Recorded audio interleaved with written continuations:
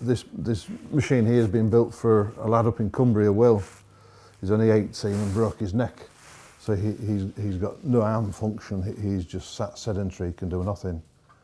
But when we finish this, he'll be able to drive this with a suck and blow system and a bracket off the helmet to give a head steer. So this vehicle, when it's finished, if you can breathe and move your head an inch, you can drive this independently anywhere really.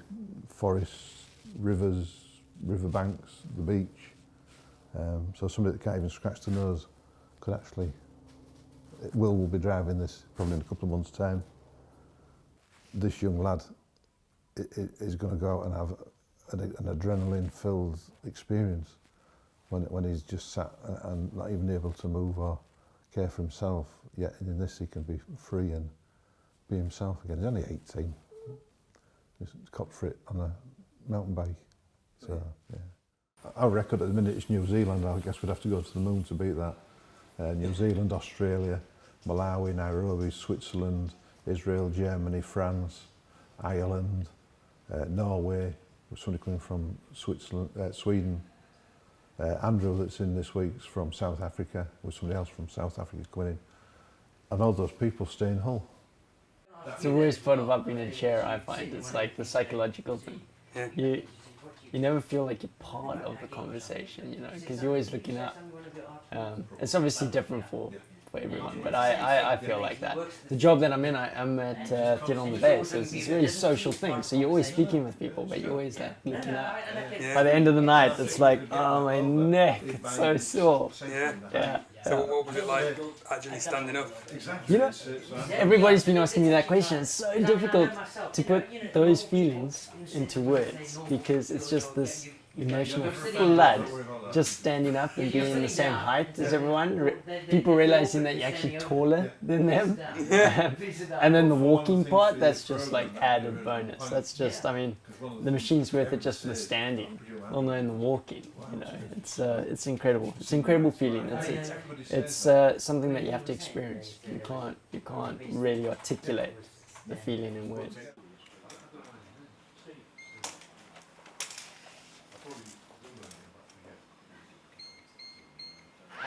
I've got a fantastic fiance back home, and I want to be able to walk down the aisle with her. I don't want to wheel down the aisle, I want to walk down the aisle. So, oh my God, that's amazing. Yeah, I really want to get the seat and master how to walk in it.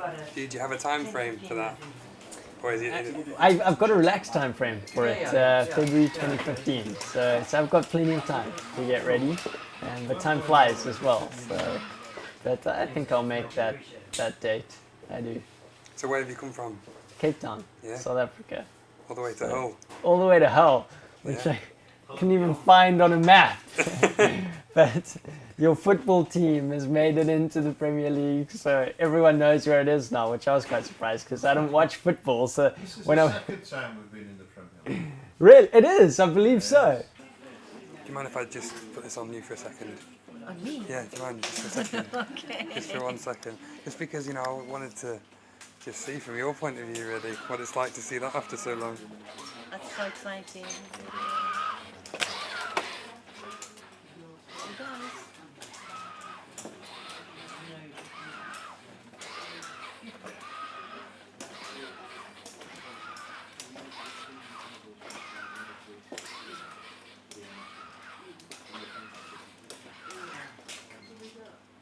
Actually, like how tall he is too now, can't you see?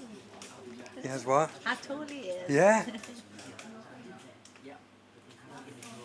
He said that to me as well. He said that sometimes it's, you know, he stands up and someone's like, oh, you're taller than me. Yes.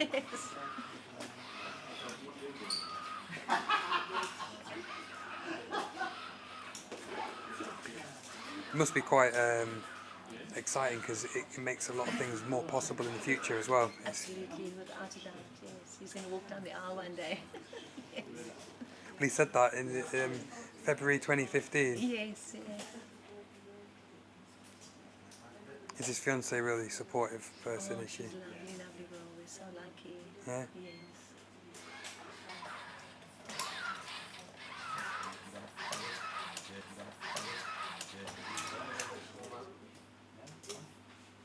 He's doing well, yeah. we only have positivity, we don't do negativity. Just as a person and as a company, we encourage people to be active, inspire, empower, achieve is our, we can't convert that to Latin, we're not clever enough, but you know, there's solutions to most things in life, you know, and we look for those and bring them over in a caring, friendly way and have fun. And you know, a spinal cord injury's happened, you can't rewind the clock, you can't take a magic tablet and say I won't do it again. It's there for life, you're stuck with it. You know, get on and make the most of it, don't. But people would look at this rally car and presume, you know, this was something Colin McRae drove or anything like that, but this is my car. We drive this purely with hand control and I can get around this side. So this is what you would call a modern Mark II Escort.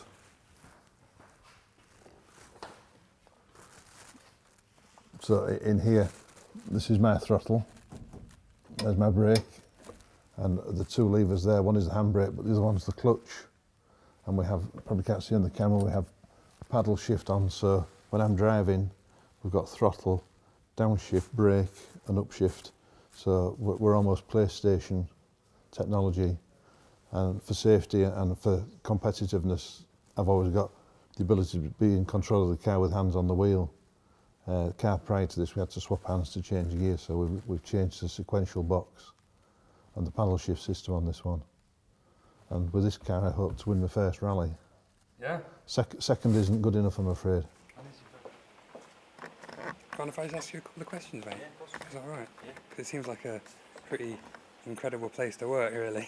Yeah, it's brilliant. It's a really exciting environment to work in. There's so much new technology coming through that people just don't know about. So it's a really good experience to be able to train people in and show them how the technology is moving forward to actually help with mobility and physiotherapy and training and function.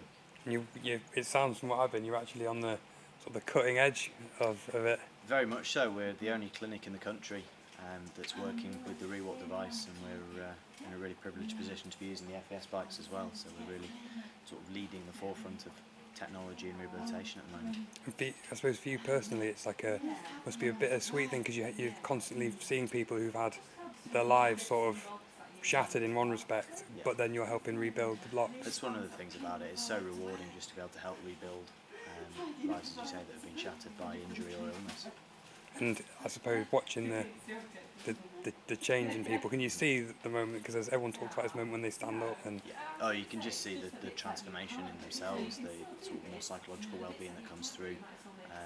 Most people who, when they've been in the Rewalk, they just can't stop smiling for the rest of the week. So it's just a brilliant thing to see, particularly for themselves and also for their family members who get to see them up on their feet again after however long that they've been confined to a wheelchair. One of the arguments that one of the reasons why I wanted to make these films for this bid was because I feel that Hull needs a platform for people to actually need some eyes and ears. It needs some people to come and see it, and needs a reason for people to come and see it. And I think although Hull deserves to have it, I don't think it's the kind of city that actually is just going to wait and sit back until it's given. No. We actually need to stand You've got to up fight for stuff. You know, nothing lands on your plate. So, you know, Hull, we're helping to put them on the map from this point, because we will achieve what we want with this, because it's genuine and it will work. It's just getting people to understand it and believe and develop it and then spread the word. And, you know, we're going to start a revolution.